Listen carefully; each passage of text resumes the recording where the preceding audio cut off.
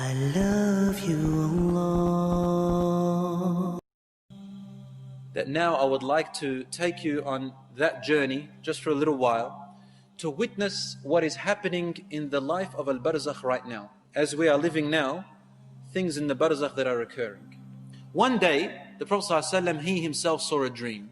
And when the Prophets see a dream, it's absolutely true from Allah subhanahu wa ta'ala. No doubt. They either see from Allah or nothing. Different to us. And he said, Atani atini al-layla. Last night, someone came to me in my dreams, meaning angels.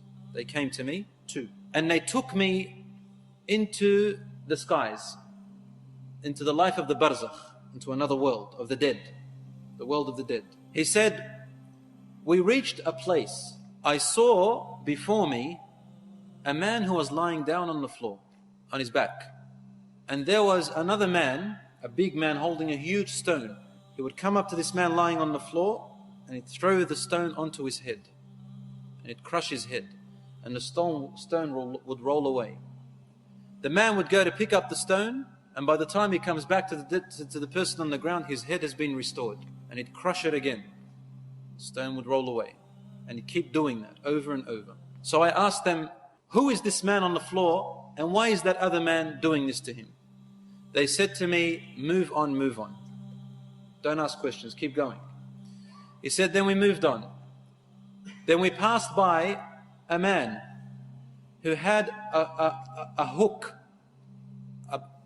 a brass hook in the front of his hands. Or actually a man who was sitting down. And there was another man behind him who had a brass hook. And he would place the hook on the front of his face from his mouth. And he would rip his mouth and eyes and half of the face to his ear. Then he would come to the other side of his face and rip his other side of his face to the other ear. When he'd go to the other side, the first side is restored. Then he'd do the same to the restored side, and then the other side is restored. And then he'd do it again. And he'd keep on doing that over and over again. Prophet ﷺ asked, who is this person and why is that other man doing this to him? They said, move on, move on. He said, I reached a man who was swimming in a lake which looked like blood. And there was another man on the edge. He had stones in his hands. The man would swim to the other man. The other man would put stones into his mouth and he would have to swallow them and carry them across. And he would bring them out on the other side and he would come back, swim back, take another stone, put it on the other side and continuously do that. He said, why is this man doing this and who is the other man? He said, move on. They said, move on, move on. He said, we reached a place. He said, I saw men and women who were naked inside of what looked like a tannoor. Tannoor is like, in the olden days, this oven. They used to use these ovens to bake in their bread and stuff. Tannoor is very deep and hollow, and it has fire underneath it, very hot in there. He said, I saw men and women in a huge tannoor, huge, as much as the eye could see.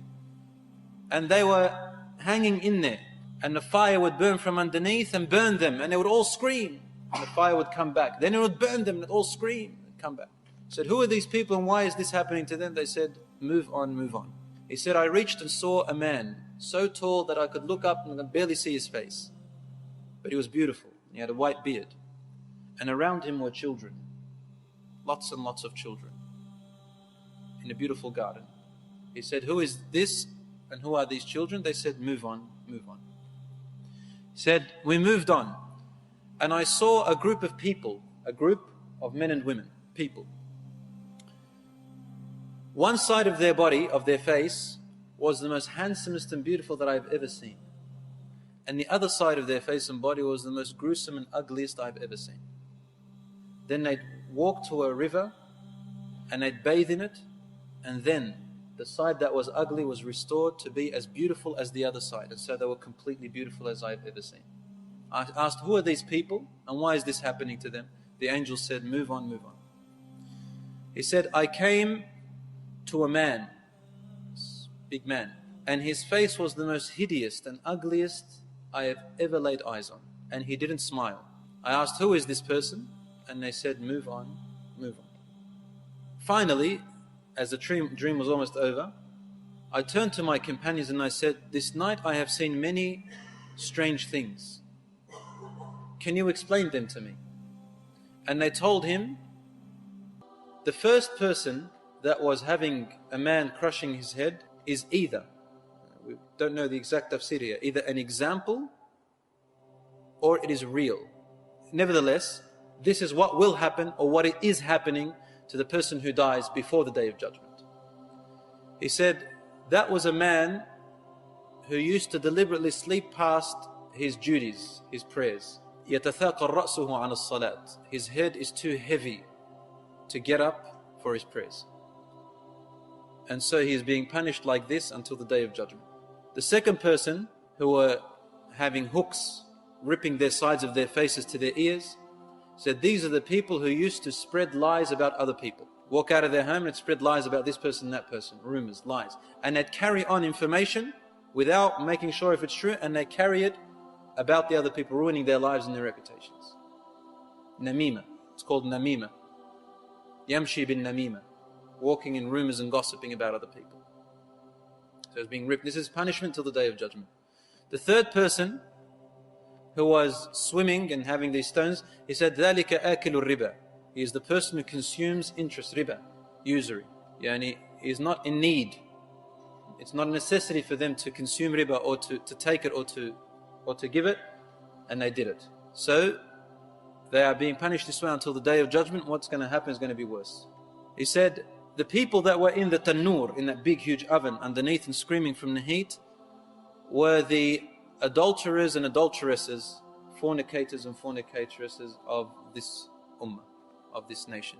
As for the people who had one side beautiful and the other side ugly, and they would wash from the river and they would be restored, he said these are the people whose good deeds are equal with their bad deeds. They burn a little bit, or these are the people whose good deeds weren't enough, to make them enter Jannah. So they have burnt for their bad deeds, and then they are saved from the fire, or they will be saved from the fire, and they will cleanse themselves from this river in Jannah, and they'll be restored. As for the tall man that you saw with children around him, that is Prophet Ibrahim alayhi salam. And those children are the children of believers and non-believers who died before the age in which the sayyi'at are placed upon them, for the age of maturity.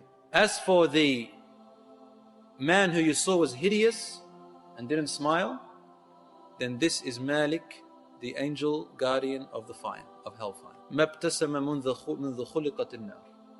He has never smiled since the day the hellfire was created by Allah subhanahu wa ta'ala.